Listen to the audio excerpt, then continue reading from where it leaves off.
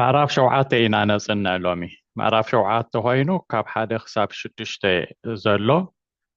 إنا لو معلتي نري قد من أو مخادنا زحلفة أب أب زحلفة أب تيا معرف شدشت انتا إنا رينا مغنياتو مس أستتح حازة سلازغواني زينا هواريا باولوس ملأخت رومي تتححيزي إزغيد بهل في حنصاب أب صقا مساتوي تغلا ناي صقا إذا مهر زلو هجي هجي أب تمعرف شدشتي انتا إلو نيرو نزبل قربتي أو خلنا مزها متان كخوننا أب كاب حدا خساب 14 زلو انتا زبلي نيرو حطو يحاتيتو نات حطو إزملس نيرو قناة هواريا باولوس أبزي እቲ ፅንኩር ዝኾነ ነገር ሕቶ ይሓትት እሞ ካብኡ ከዓ ንዕኡ ይገልጾ ሕጂ ኣብቲ ምዕራፍ 6 ኣብ 1 ክሳብ 14 ዘሎ ማለት እዩ ፀጋ ክበዝሕ ሲ ክጅምር ከሎ ፀጋ ክበዝሕ ሲ ኣብ ሓጢኣት ዶ ንንበር ኢሉ ጀሚሩ ኣብቲ ቁፅሪ 1 እሞ እንታይ ደኣ ክንብል ፀጋ ክበዝሕ ኣብ ሓጢኣት ዶ ንንበር ኢሉ ጀሚሩ ምክንያቱ እንታይ ኢሉ ነይሩ ቅድሚኡ ዘሎ በቲ መጠን ሓጢኣት ዝበዝሖ ፀጋ ከዓ ብኡ መጠን በዚሑ ኢሉ ስለ ዝነበረ ሰባት ናብ ካልእ መታን ናብ ሮንግ ከይከይድ ንዕኡ ምእንቲ ክላሪፋይ ክገብር እሞ ደኣ ፀጋ ካብ በዝሐ ኣብ ሓጢኣት ዶ ንንበር ኢሉ ጀሚሩ ሽዑ ኣብቲ ቁፅሪ 2 ሽዑ ኖ ከምኡ እሞ ኣይከውንን እዩ ይህ ተበልካ ንሓጢኣት ሞትና እንዲና ንሓጢኣት ዝሞተ ዶ እንደገና ዝሞተ ሰብ ዶ ይትስ እዩ ንሕና እኮ ንሓጢኣት ሞትና ኢና የለናን ምስ ክርስቶስ ሞትና እንዲና ነቲ ሞቱ ዝመስል ብጥምቀት ተቐበርና ይብል ነቲ ትንሳኤኡ ዝመስል ከዓ ካብቲ ናይ ጥምቀት ተለዓልና ስለዚስ ንኢየሱስ መሲልና ኢና ንሓጢኣት ሞትና ኢና ከምዘየለና ኢና ስለዚ ከመይ ኢልና ኣብ ሓጢኣት ክንነብር ንኽእል ኢሉ መሊሱ ማለት እዩ ዳሕራይ ኣብቲ ብሕፅር ዝበለ ዝዛረቦ ዘለኹ ኣብቲ ካብ 6 ካብ ምዕራፍ 6 15 ክሳብ 23 ዘሎ ከዓ እንደገና ከዓ ከመሊሱ ኣብ ትሕቲ ፀጋ እምበር ኣብ ትሕቲ ሕጊ ስለ ዘይኮንና ሓጢኣት ዶ ንግበር ይብል ምክንያቱ እንታይ ስለ ዝበለ እዩ ንሕናስ ኣብ ትሕቲ ፀጋ እምበር ኣብ ትሕቲ ሕጊ ኣይኮንናን ኢሉ ገሊፅልና እዩ ከም ንሪኦ ከም ንፈልጦ ፅቡቅ ገይሩ ገሊፁ ንዕኡ ሕጂ እውን እዚ እውን ሕቶ ስለ ክኸውን ዝኽእል ከመሊሱ ነዚኣ እውን ኣብ ትሕቲ ፀጋ እምበር ኣብ ትሕቲ ሕጊ ስለ ዘይኮንና እሞ ሓጢኣት ዶ ንግበር ኢሉ ከዓ ኣብዚ ይምልስ ንዓኣ ከዓ እንደገና ኣብቲ ቁፅሪ 16 እንታይ ይብላ ሽዑ ነቲ ትእዘዝዎ ባሮትኩም ዝኾንኩም ዶ ኣይትፈልጡን ኢኹም ወይ ንሓጢኣት ወይ ከዓኒ ንፅድቂ ኢሉ ይምልሳ ማለት እዩ ካብ ናይ ሓጢኣት ባርነት ሓራ ወፂኡኩም እንዲኹም ካብ ናይ ሓጢኣት ባርነት ሓራ እንተደኣ ወፂእና ከመይ ኢልና ኣብ ትሕቲ ሕጊ ክንከውን ሞትና እኳ ኢና ሓራ ዝወፃእና ብምንታይ እዩ እንተበልና ብሞት ምስ ክርስቶስ ሞትና ካብ ትሕቲ ባርነት ናይ ሓጢኣት ሓራ ወፂእና ኢና ኣብ ትሕቲ ናይ ፅድቂ ባርነት ኣቲና ኢና ኢሉ ንዕኡ ከዓ ገሊፅዎ ማለት እዩ ስለዚ ንፀጋ ናይ ወይ ከዓ ንእግዚኣብሔር ባርያ ኮይንና እንዲና ናይ ፍታው ባርያ ኮይንና እንዲና ከመይ ኢልና ኢሉ ነዚአን ክልተ ገሊፁ እዩ ሕጂ ዝኣቱ ዘሎ ማለት እዩ ስለዚ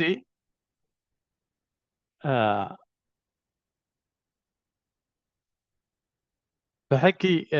ስለዚ እንታይ እዩ ዝብል ዘሎ ሕጂ ብጠቕላላ ዝኸረዳእና ደልዩ ዘሎ ንሓጢኣት ሞይትና ኢና ብላ ኣሎ ንሓጢኣት ሞይትና ኢና ግን ከ ሓጢኣት ግን ብኻልእ ገይሩ ተሸፊኑ ይመፅኣና ሓጢኣት ግን ብኻልእ ተሸፊኑ ይመፅኣና ኣሎ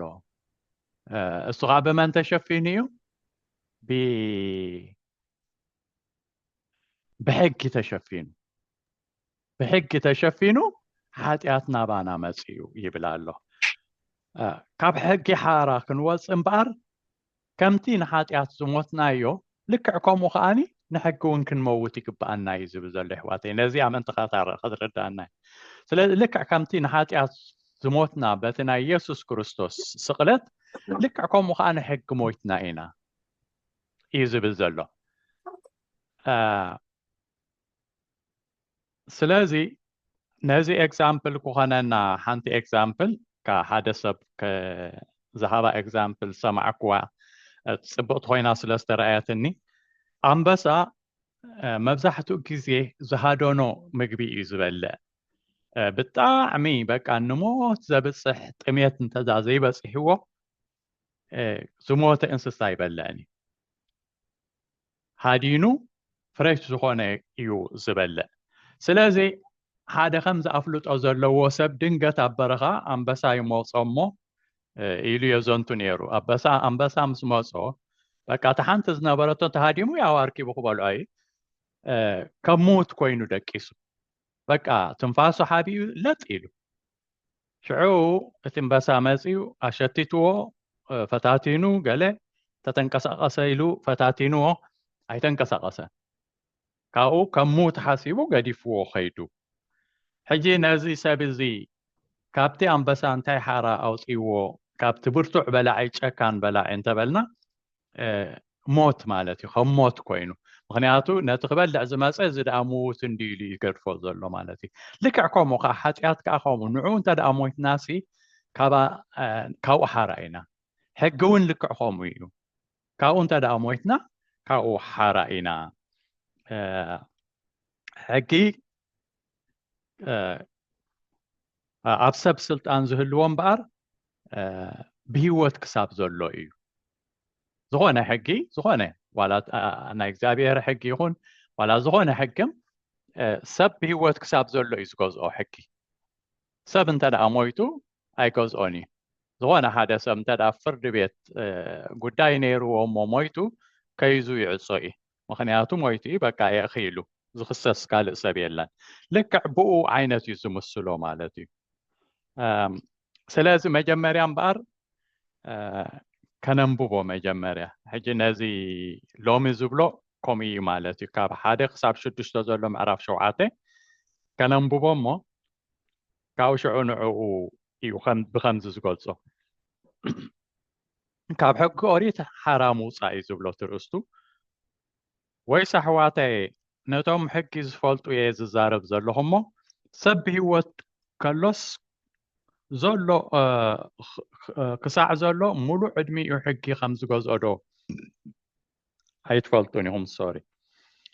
ሰበይቲ ሰብኣያ ብሂወቱ ክሳዕ ዘሎ ብሕጊ ኣብኡ እስርቲ እያ ሰብኣያ እንተሞተ ግና ካብቲ ሕጊ ሰብኣያ ፍትሕቲ እያ እምበኣርሲ ሰብኣያ ብሂወቱ ከሎስ ንኻልእ ሰብኣይ እንተኾነት ዘማዊት እያ እትበሃል ሰብኣያ እንተሞተ ግና ካብቲ ሕጊ ሓራ ወፅያ እያ እሞ ንኻልእ ሰብኣይ እንተኾነት ኣይዘማዊትን እያ ኣሕዋተይ ከምኡ ድማ ንስኻትኩም ንኣምላኽ ፍረ ምእንቲ ክነፍሪ ንኻልእ ነቲ ካብ ምውታት ዝተንስአ ክትኮኑ ብስጋ ክርስቶስ ካብቲ ሕጊ ሞትኩም ኣብ ንብረት ስጋ ከለና ንሞት ዝኸውን ፍረ ክፈሪ ብሕጊ ተነቃኒቑ ኣብ ኣካላትና ትምኒት ሓጢኣት ይዓይ ነበረ ሕጂ ግና በኣረጊት ንብረት ፊደል ዘይኮነስ ብሓዳስ ንብረት መንፈስ ክንግዛእ ካብቲ ሒዙና ዝነበረ ሕጊ ሞይትና ካብኡ ተፈታሕና ብለና እምበኣር ነዚ እዩ ዝገልጾ ዘሎ ሕጂ ሐዋርያ ጳውሎስ እምበኣር ሕጂ ኣብዚ ምዕራፍ እዚ እንታይ እዩ ዝብለና ዘሎ ነቶም ሕጊ ዝፈልጡ እየ ዝዛረብ ዘሎ ብላ ኣሎ ምክንያቱ ኣብታ ናይ ሮማ ቤተክርስትያን ኣብ ሮሜ ኣህዛብን ኣይሁድን እዮም ነይሮም ሕጂ ነቶም ሕጊ ዝፈልጡ ወይ ከዓ ነቶም ናይ ኣይሁድ ሰባት እየ ዝብል ዘለኹ ብል ምክንያቱ ኣብታ ቤተክርስትያን ከምቲ መጀመርያ ክንጅምር ከለና ዝበልናዮ ክልተ ዓይነት ህዝቢ እዮም ነይሮም ብህዝቢ እንተዳርኢና እዮም ሕጊ ዘጥብቑ ብኡ ተወሊዶም ዝዓበዩ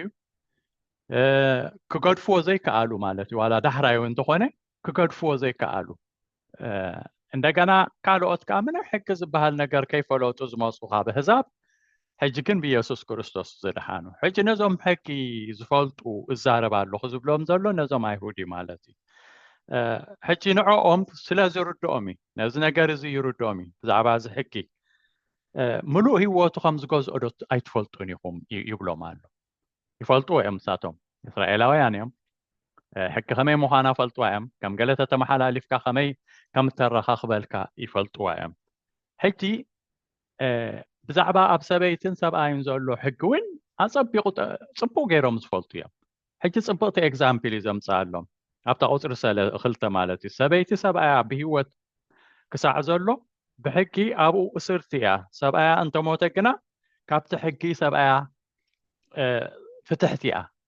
ወይ ከዓ ብኻልእ ቨርሽን ሓራያ እዩ ዝብላ ካብኡኒ ሓራያ ምክንያቱ ሞይቱ እዩ ሰብኣያ ተልኣ ሞይቱ ሰብኣያ ነፃ እያ ዝምርዓዋ ተረኺባ ካልኦም ክትምርዖ ትኽእል እያ እሱ ከሎ እንተደኣ ተመሪዓ ግን ብሕጊ የኽስሳ እዩ የቕፅዓ እዩ ኣይፍቀደላን እዩ ማለት እዩ ስለዚ ነዚ እዩ ኣምፂኡ ሕጂ ነዚ ኤግዛምፕል ኣምፂኡ ኣብቲ ቁፅሪ 3 እውን ይትንትኖ እዩ እምበኣርሲ ሰብኣያ ብህይወቱ ከሎስ ንኻልእ ሰብኣያ እንተኾነት ዘማዊት እያ እትበሃል ሰብኣያ እንተሞተ ግና ካብቲ ሕጊ ሓራ ወፂያ እሞ ንኻልእ ሰብኣይ እንተኾነት ኣይዘማዊትን እያ ብላ ኣሎ ሓራ ወፂያ ምክንያቱ ብሞት ተፈላለዮም እዮም ከም ትፈልጥዎ ኣሕዋተይ ቃል ኪዳን ክንእሰር ከሎ ብህይወት ክሳብ ዘለና ተባሂሉ እዩ ምሽ ቃል ኪዳን ዝእሰር ከምኡ እዩ ድሕሪ ሞት ግን ሞት በቃ ተሓደ ተዳ ሞይቱ ተሓደ ንበይኑ እዩ ዘሎ ማለት እዩ ነፃ እዩ ስለዚ ብህይወት ክሳብ ዘለና ዘሎ እዩ ትሕጊ ዝገዝእ ማለት እዩ ሕጂ ሰብኣይን ሰበይትን ንመን ይውክል እንታይ ኢልና ኣብዚ ሕጂ ኤግዛምፕል ኣምፂዎ ዘሎ ንሕግን ንኣማንን ወይ ከዓ ንሕግን ንዓናን እዩ ዝውክል ሕጂ ብኣና ንውሰዶ እቲ ሰብኣይ ትሕጊ እዩ እታ ሰበይቲ ከዓ ንሕና ኢና እቶም ኣመንቲ ኢና ስለዚ ግን ዘይመጣጠን ሓዳር እዩ ማለት እዩ ዘይመጣጠን ሓዳር ወይ ከዓ እቲ ሓደ ኣመና ብርቱዕ እቲ ሓደ ከዓ ኣመና ድኹም ዝኾነ ሓዳር እዩ ማለት እዩ ኣብዚ ኤግዛምፕል ሂብዎ ዘሎ ምክንያቱ እቲ ሕጊ ብርቱዕ ሕጊ እዩ ነቀይ ዘይትብለሉ እዩ እቲ ዋይል እቲ ከም ሰበይቲ ኮይና ንሕና ከዓ ድኹማትን ነቲ ንሱ ዝእዘዘና ክንገብሮ ዘይንኽእልን ኢና ማለት እዩ ኣብ ሓጢኣት ዝወደቕና ስለዚ ነዛ ሰበይቲ እዚኣ እንተ ደኣ ገሊፅናያ ብዙሕ እቲ ሰብኣይ ብዙሕ ዝሓትት እዩ ከም ሰብኣይ እንተ ደኣ ርኢናዮ ማለት እዩ ብዙሕ ዝሓትት ብዙሕ ነገር ከዓኒ ዘይሕልፍ ማለት እዩ ጌጋ ክግበር ከሎ ኖ ከምኡ ኣይኮነትን ከምዚኣ ትግበር ዝብል ማለት እዩ ዘይሕልፍ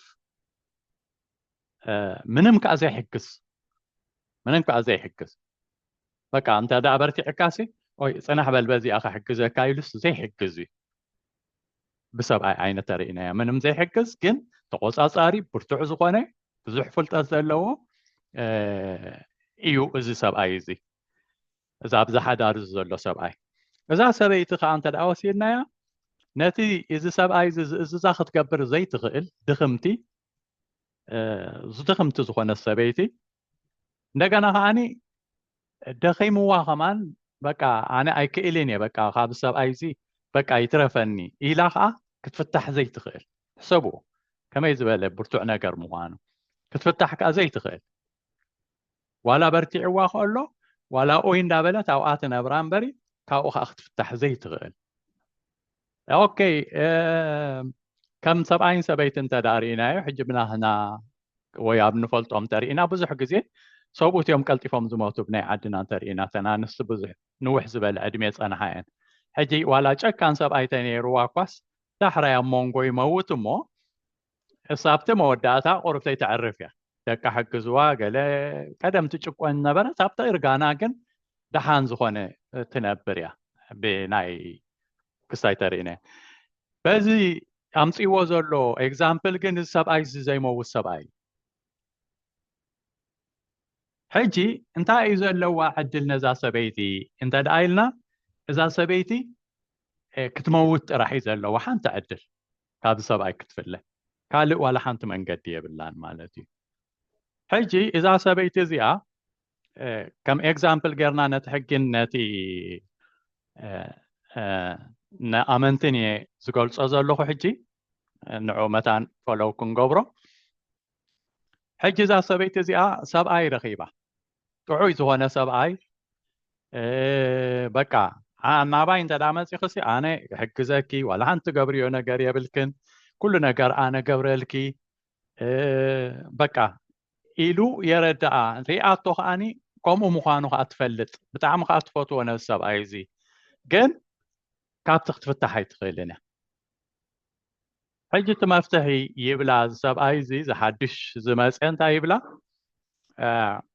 دهاني بحكاو خو أنت دادليخي أنا خموتي سخاني تموت مساي كاو نتس بحان سابتسينا مساي كتنبري إخي بسلام كا مساي تنبري حارات خواني كابتي زي تشكونا كزالو حارات خواني مساي بهوت تنبري أنا هوت زلني يبلا مالتي هيجي لك بازي اكزامبل زي باز موتا فورزي ان احنا يسوس كورسوس لك كومي زبلنا زلو مالتي اوكي ازي برتع زخواني جزائي ናይ እግዚኣብሔር ሕጊ ስለ ዝኾነ ኣይሞውትኒ ሕጂ ስኻትኩም ግን ምሳይ ትሞቱ ኣነ መስቀል ሞይተ ምእንታኹም ሞይተ ኣለኹ ስኻትኩም ከዓ ምሳይ ትሞቱ ምሳይ ከዓ ትትሱ ምሳይ ከዓ ህይወት ይህልወኩም ንሆ ዘለዓለም ከዓኒ ተዕርፉ ኣነ ጸርኩም ዝስከም እየ ሓንቲ እኳ ዘይሓተኩም ጥራሕ እምነት ዝሓተኩም እየ ኢሉ እዩ ፀዊዕና ኢየሱስ ክርስቶስ ሕጂ ነዚ እዩ በዚ ከም ዝገይሩ ብዝገርም ኣገላልፃ ሐዋርያ ጳውሎስ ብሰበይትን ብሓደ ሰብኣይን ገይሩ ጽቡቕ ገይሩ ገሊጹሉ ሕጂ ንኣይሁድ እዚ ጽቡቕ ገይሩ እዩ ዝርድኦም ጽቡቕ ገይሩ እዩ ዝርድኦም ምክንያቱ ናብሮኦም እዩ እዚ ንሕናም በቲ ናህና ብንዓና ነቲኦም ብናይ ዓድናም ተወሰድና ካብኡ ዝወረስናዮ ዓይነት ስለ ዝኾነ ጽቡቕ ገይሩ ይርዳእና እዚ ነገር እዚ ስለዚ እምበር ክጠቃለል ከሎ ሓጢኣትን ሕግን ከም ሓደ ጨካን ሰብኣይ ማለት እዩ ከም ሓደ ጨካን ሰብኣይ ውሰድዎ ሓጢኣት ማለት እዩ ሓጢኣት እዩ ሕጂ ዝኩሉ ዝገብር ዘሎ እቲ ቅድም ብኣዳም ዝኣተወ ሓጢኣት እዩ ዝኩሉ ዝገብር ዘሎ ማለት እዩ ስለዚ እዚ ሓደ ጨካን ዝኾነ ሰብ موسودو حدا كان سبسي بقالة تحابيقها تحبو أمه بقى دحريجي رخبني نيلكا تحابيقها سلام كل خاسي قالوا أوت زيت فولت أم سبات ليه كج أنغاكا خلو مالتي بهم موسودو حجي لك عكا حق غاني إذي حاتياتك بحق بيلوغا مزيو بو خرها خبلنا خلو إلي حواري باولوس تقول سوزلو مالتي سلازم بار أب تحت حقي سلازي كونكم أب معرف شدوش تقصر 14 أب تحت حقي سلازي كونكم حاتيات عملكم منيو يزبل زلو مخنياتو أب تحتي يكونكم من نسخاتكم تايدا أب تحت تسقايكم لك عساب كال كم زيت أتقولوا تاسبيت حجريهم أب تحتي سبعي كلها كال كم زيت أتقولوا نحنا دما لك عب تحت حقي انت دا اخوينا حادي حوازي حادي عب تحت حقي انت دا اخوينا نيسوس كريستوس كنكون اين خلينينا كنفاتح لنا مجمريا اس يتقند مال اختنا حواريا باولوس ابزي مس حق خي تفاتحك مس يسوس كتنبر اي تخلينا ويكا عب تحت تصقا كتكون اي تخليني لك خم حداري مستي تفاتحك بموت مستفاتحك كن عب تحت تصقا تخون مخنياتو بمصحف قدس كم نروحبو يسوس كريستوس كم مرعاوي بيت ክርስቲያን كاني كم مرعاتي زغلصا ولا دحرايوين نتا مرعاتو وستا كمصي يسوس كريستوس اب داغم ممصا نتا مرعاتو وسد كم زمصي زغلصلنا سلازي لكعكم ويو كاب قال كله تفاتيحنا انتي دا حدا راح نسو راح كهلونا الله مالتي من يسوع كريستوس ويكا اكزابير هنا ابتحتي اكزابير دا امبري ابتحتي كالي غزائي ايكونان ويكا ابتحتي حقي ايكونان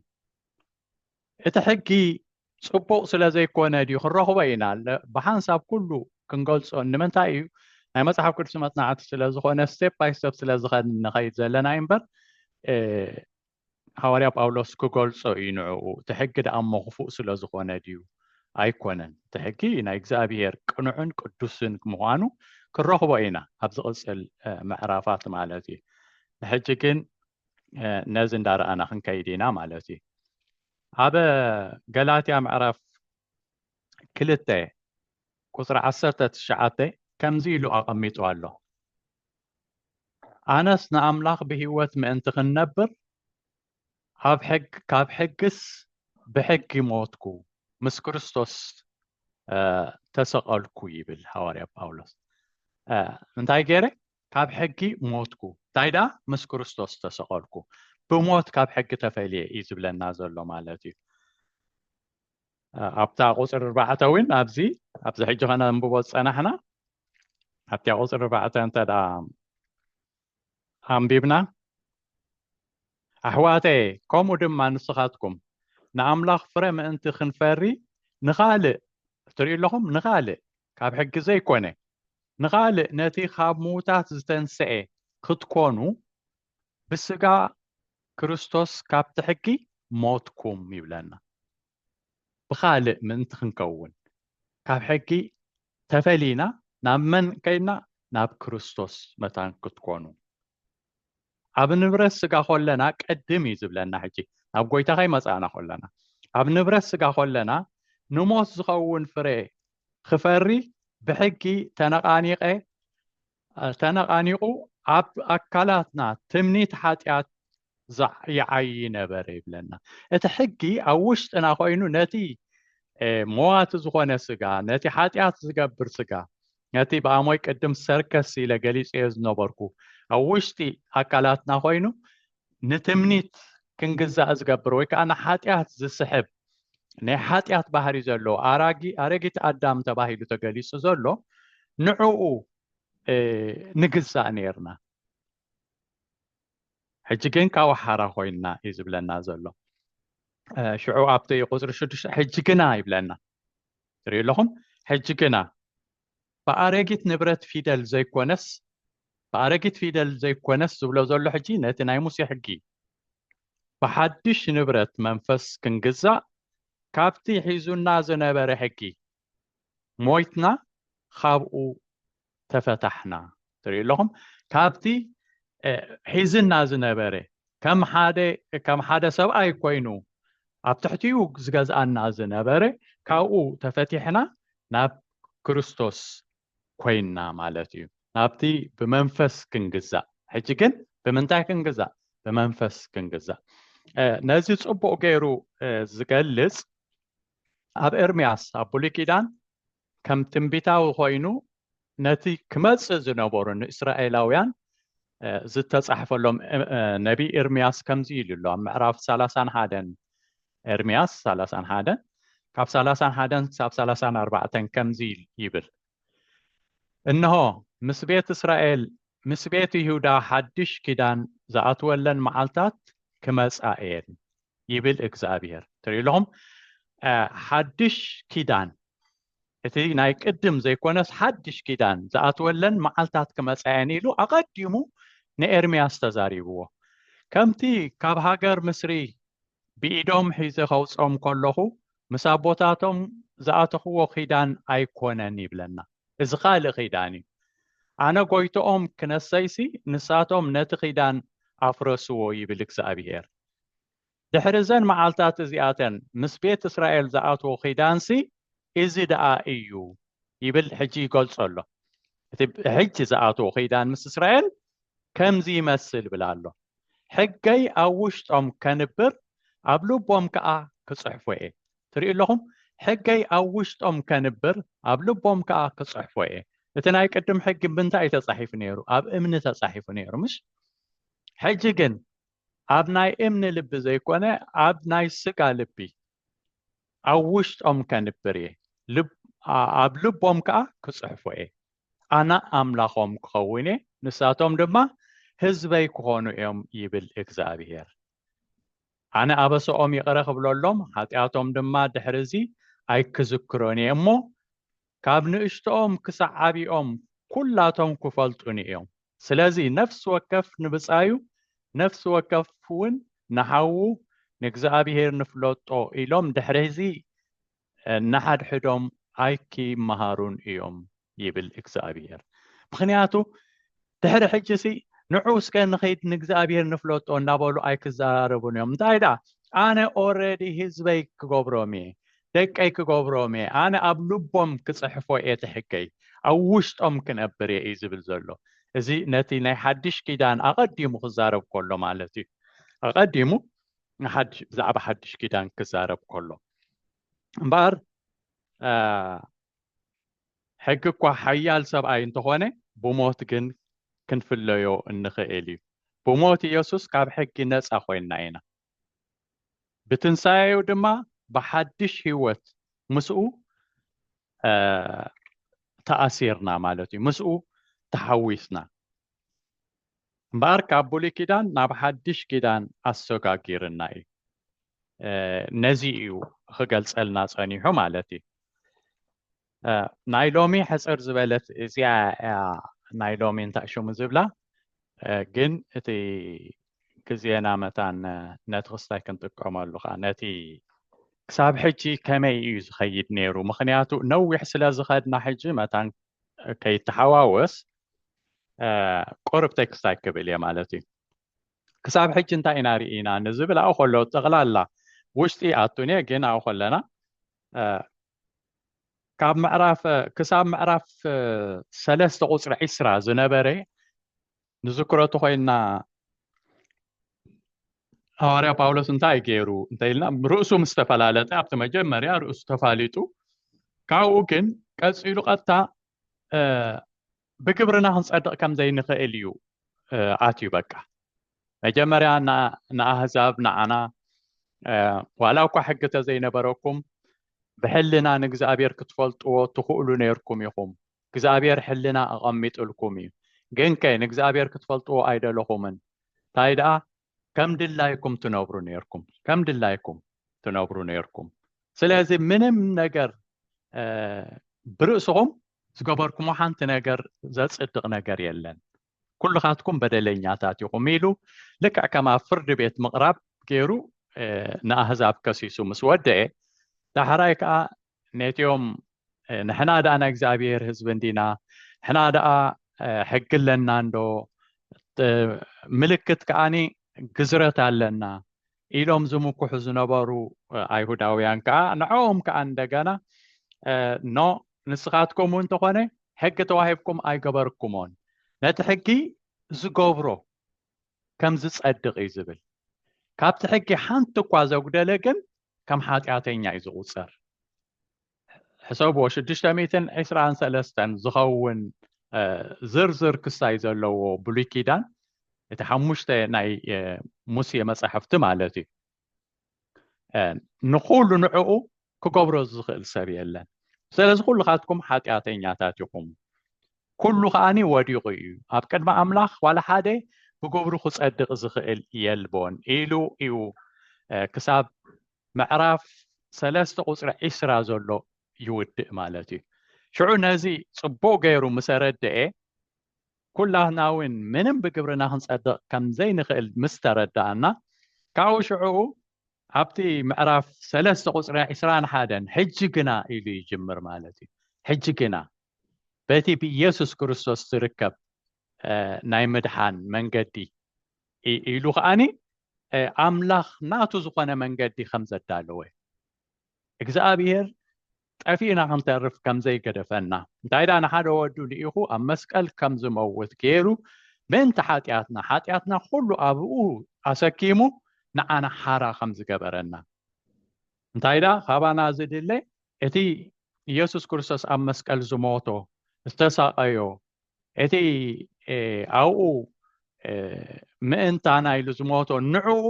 ንዓይ ኢልና ምቕባል እንደገና ከዓ ካብ ምዉታት ከም ተንስአ ምእማን ሕና እውን ምስኡ ከም ዘተንስአና ክንኣምን እዚ ጥራሕ ከም ዘድልየና እናበለ ናይ ምድሓን መንገዲ እዩ ክገልጽ ጸኒሑ ክሳብ ካብ ምዕራፍ 3 21 ክሳብ 4 ምዕራፍ 4 ቁጽሪ 25 ዘሎ ብኢየሱስ ክርስቶስ ብምእማን እንረኽቦ ብጸጋ ወይ ከዓ ነፃ ህያብ ከም ዝረኸብና ጽቡቕ ገይሩ ምስ ገለጸልና ኣብዚ ሕጂ ነጽንዖ ዘለና ካብ ምዕራፍ 5 ጀሚሩ ክቕጽል እዩ ክሳብ ምዕራፍ 8 ቁጽሪ 39 ዘሎ ብምሉኡ እዚ ከዓኒ ብክርስቶስ ዝረኸብናዮ ሓድሽ ህይወት ብዛዕባኡ እዩ ዝዛረብ ጠቕላላ ብዛዕባ እቲ ዝረኸብናዮ ሓድሽ ህይወት ዋላ እዚ ሕጂ ክብሎ ፀናሕኩ እቲ ብኢየሱስ ክርስቶስ ዝረኸብናዮ ሓድሽ ህይወት ካብ ሞት ሓራውፂና እዩ ካብ ሕጊ ሓራውፂና እዩ ካብቲ ኩሉ ዘይከኣልናዮ ኩሉ ሓራ ኣውፂና እንዳበለ ንዕኡ እዩ ዝትንትን ዘሎ ማለት እዩ ካብ ሞት ካብ ሓጢኣት ካብ ሕጊ ካብ ኩሉ ኩላይ ካብ ሞት ሓራ ኣውፂና እዩ ኢሉ ነዚ ኢና ንርኢ ዘለና ኣሕዋተይ ነዚ መታን ከይንርስዖ ኢለ ሕጂ ንሪኦ ዘለና ነዚ እዩ ሕጂ ኣብ ግዜ መጽሓፍ ቅዱስ ምጽናዕ ኩሉ ግዜ ብሓንሳብ ንኩሉ ይትሪኦን ኢኻ ክትውድእ ከለኻ ኢኻ ኩሉ ዝጠቃለለልካ ስለዚ ስቴፕ ባይ ስቴፕ ኢና ንኸይድ ዘለና ግን ሮሜ እንተደኣ ርኢናዮ እቲ መጽሓፍ ባዕሉ 16 ምዕራፍ እዩ ዘለዎ ኣብ መጀመርያ እንታይ ሽሚልና ነርና ግን ግዜ እንዳነውሐ ስለ ዝኸይ ዘሎ ተመጽናዕትና ከዓ በብሰሙን ስለ ዝኾነ ክምጠጥ ስለ ዝኽእል 16 ምዕራፍ ኣሎ ኣብ ናይ ሮሜ መጽሓፍ እዚ 16 እንተኸፋፊልናዮ ናብ ሰለስተ እንተኸፊልናዮ እኳ ብዕብይ ዝበለ ማለት እዩ እቲ ቀዳማይ ካብ 1 ክሳብ 8 ዘሎ ትምህርቲ እዩ ወይ ከዓ ዶክትሪን ንበሎ ዶክትሪን ናይ ክርስትና ዶክትሪን ወይ ከዓ እምነት ናይ እምነትና መሰረት ዝኾነ እቲ ቲዮሪ ብኻልእ ኣዘራርባ እግዚአብሔር ዝገበሮ ኩሉ ነገር ንዓና ክንፈልጦ ዝግባአና ኦልሬዲ ዝተወደአ ጉዳይ እዚ ሁሉ ንሪኦ ዘለና ዝተወደአ ጉዳይ ተወዲኡ እዩ ንሕና ክንፈልጦ ዘለና ናይ እምነትና መሰረት ዝኾነ እቲ ትምህርቲ እዩ እዚ ሕጂ እቲ ቲዮሪ እዩ እዚ ክሳብ ሕጂ ንሪኦ ዘለናን ክሳብ ምዕራፍ 8 ክንቅጽሎ ኢና እዚ ኣሕዋተይ ክሳብ 8 ናይ መወዳእታ ክሳብ 8 ክንቅጽሎ ኢና እዚ ካብኡ ኣብቲ ካልኣይ ዝመጽኸ ካብ ምዕራፍ 12 ክሳብ ምዕራፍ 16 ዘሎኻ ተግባራዊ ሽዑ ክንረኽቦ ኢና እቲ ብዙሕ እቶና ኣብኡ ክንረኽቦ ኢና ነዚ ዝተዋህበና ትምህርቲ ወይ ከዓ ነዚ ብነፃነት ዝረኸብናዮ ብዘይገለ ዋጋ ዘይከፈልናሉ ኢየሱስ ክርስቶስ ግን ኣብ መስቀል ብምሟቱ ዝረኸብናዮ ውህበት ከመይ ኢና ክንነብሮ ዝግባአና ዝብል ከዓ ክመጽእ እዩ ንዕኡ ክነግር ደሊ ክመጽእ እዩ ንሱ ከመይ ክንነብር ኣለና ሓደ ክርስቲያን ከመይ ክነብር ዘለዎ ኣብ ነሕድሕዱ ምስ እግዚኣብሔር ዘለዎ ሬሌሽን እቲ ኩሉ ከመይ ክነብር ከም ዝግብኦ ኸዓኒ ካብ ምዕራፍ 12 ክሳብ 16 ኣሎ ስለዚ ክመጽእ እዩ ማለት እየ ከመይ ክንነብር ከም ዝግባአና ክንገብሮም ዝግብኡናን ክንገብሮም ዘይግብኡናን ክንረኽቦም ኢና ማለት እዩ ኣብ መንጎ ካብ ምዕራፍ 9 ክሳብ 11 ዘሎ ብዛዕባ ኣይሁድ ዝምልከት እዩ ብዛዕባ ኣይሁድ እዩ እንታይ እዩ እንተኢልና ከዓ ብዛዕባ ኣይሁድን ምድሓኖምን እዩ ናቶም ከመይ እዩ ኣኺልዎም ድዩ መጻኢኦም ከመይ እዩ ዝብል ከዓኒ ካብ 9 ክሳብ 11 ምዕራፍ ዘሎ ናታቶም ክርኢ ኢና ብጠቕላላ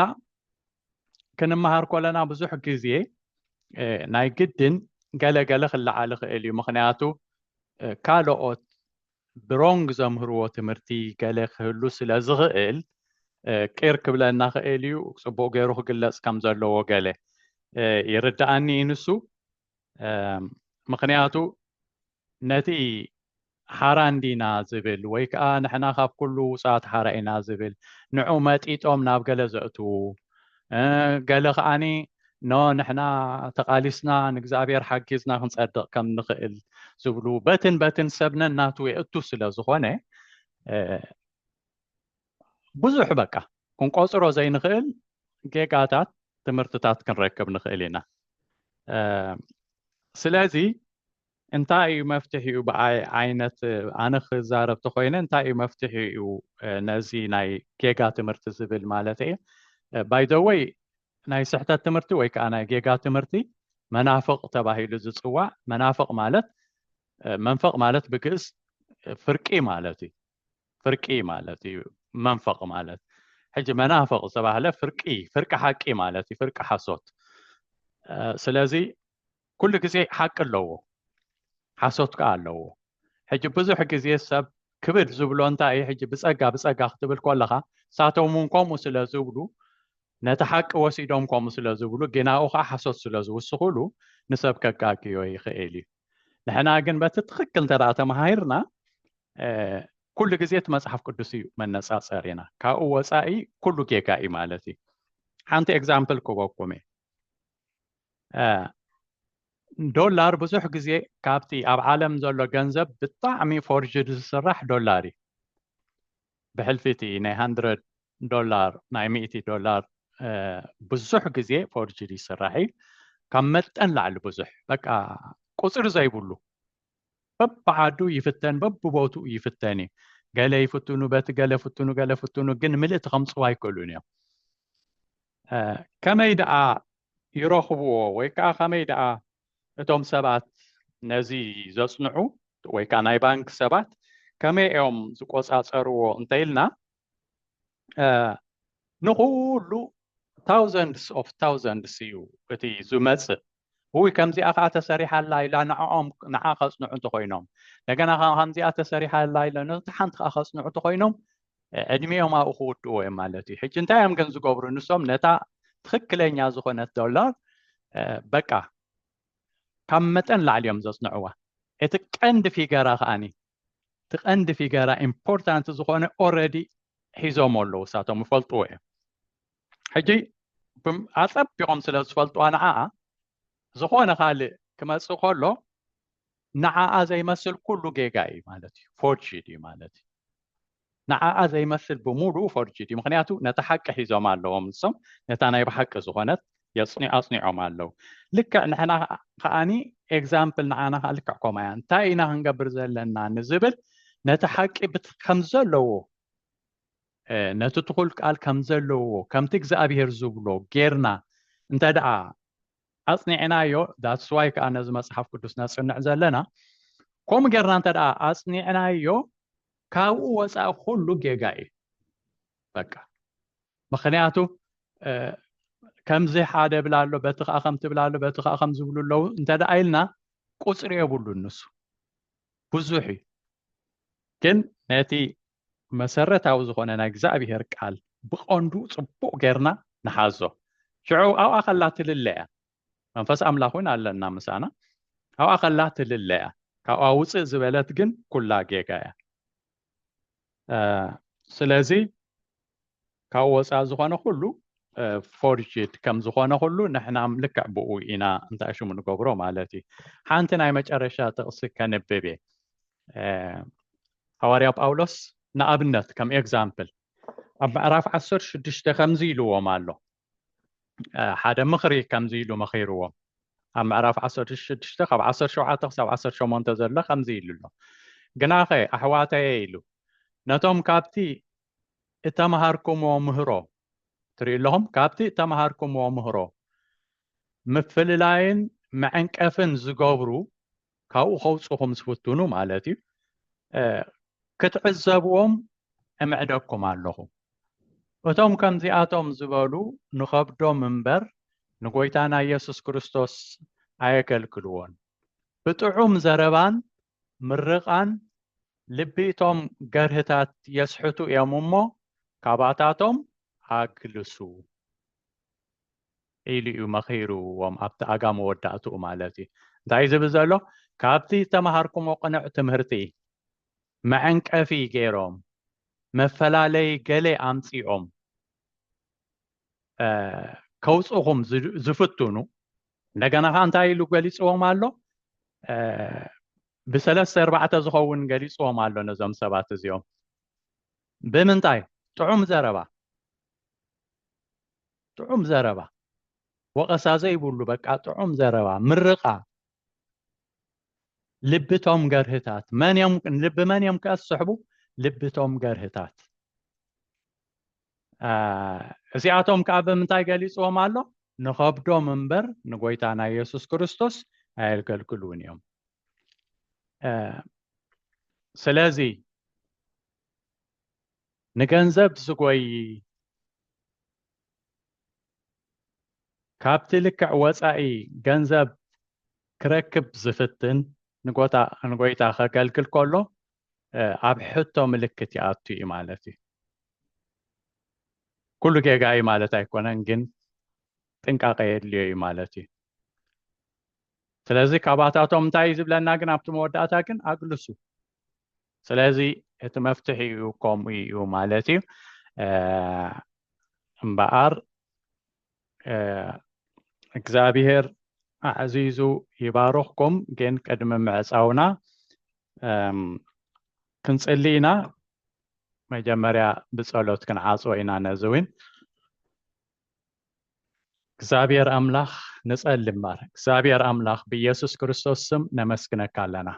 ክብርን ህበካለና ጎይታ ኦ እግዚአብሔር ንስኻ ከምዛ ኣኪብካ ስለ ዘምሃርካና ቃልካ ስለ ዝነገርካና ጎይታ ቃልካ ሓቂ እዩ ቃልካ ከኣኒ የጽሪ እዩ ቃልካ ከኣ ጎይታ እግዚአብሔር አምላክ ይመክርን ይምዕድን እዩ ጎይታ እግዚአብሔር ቃልካ ከኣ